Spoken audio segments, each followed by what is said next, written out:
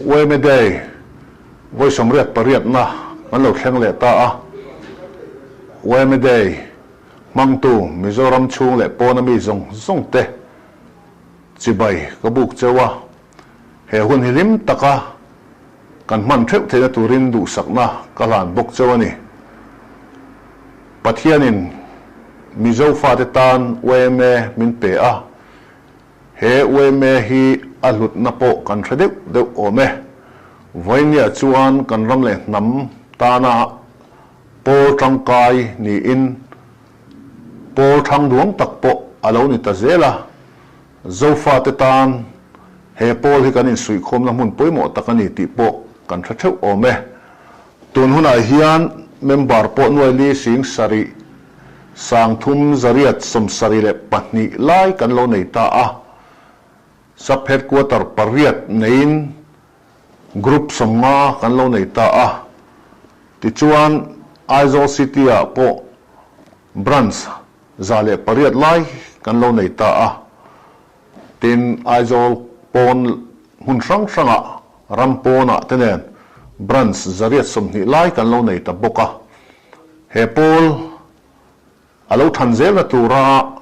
thanem ngai ta thok tu te zong chunga po voinia hen lom thu ka soi du a we me hi kan ram le nam tan kan soyang khan thil poimo tak pol tangkai tak ani a kan ram le nam him na tur te kan ram le nam ta na thatur te in atulang anga sarkar te tho puile atulang anga malak ani zela voinia hian he we me poimo na rethar le theu tur po in he we me de hian kan in cha du a tin kan rama nasa takin rui hlovin min ti buaya thalai te he rui hlo awanga mani ni turang ni theilo tam takkan oma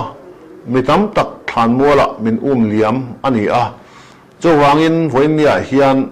he we me de voi somriat pariat na kan man me ka hian thalai rui hlovin ati buai zong te he rui hlo laka filim turin ka in cha du a tin alati lo te poin ti chin lo tur po in kain som du bok ani kan ram le nam hum hal na tan thalai te kan har fim apoi mo tak zeta tin zirna ko apo thei top chua tan kan lak angai tak zeta ni ti ka soi du boka zirna hi ram le nam hum hal na thaber ani ti kan riat apoi mo ome voinia hian kan rampo na tangin kan unaw mang ang ram chung buena wangin Myanmar tangte Bangladesh tangte le voinia kan state then om Manipur tangte in kan unaw te engamo zatin mang angin sa an sahimna zongin an in pui Mizoram anon bel meka heng kan lo tuam hlom nak zong to hian central way me mingin lom thu ka soi du a thei top kan chua zui zel po kadu tak sita kan ram le nam ahima ram le nam mi puite kan him zel theina turin voinia hian keini Mizoram chunga cheng zo fa te kan puimo ni ti hria ila kan unaw mangam te lo tlan khom te kan lo tuam hlom hi kan ti tur ani ti hria in tu main thin rik lova in pui kan ni anga lo kuang kwa theu tur poin kan in som non le du a tin voinia hian a big takin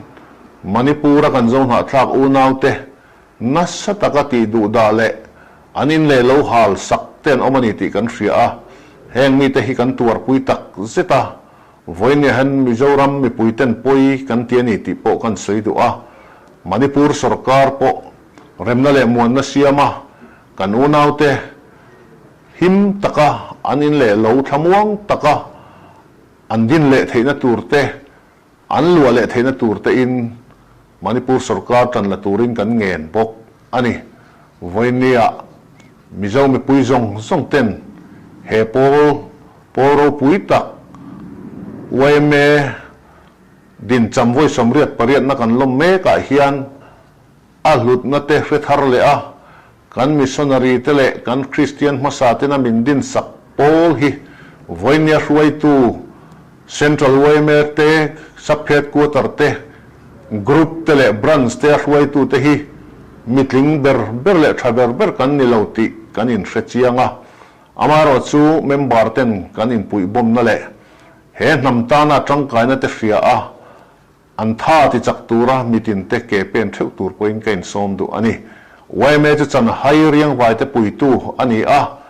he kan thu pui tan pui ngai te tan pui tu kan ni na hi he dei kan man me ka hian thre thar le in mei thai farra te pachia te tuam hlom turin member tin te in sang phekin branch group sub headquarter le central thleng po a kan unau harsa te tan pui ngai te tan pui tur hian kan puan ven soi ching le theu tur poin kan in som du ani YMA Mizo Namtan Mizoram tan Vulzero se kalome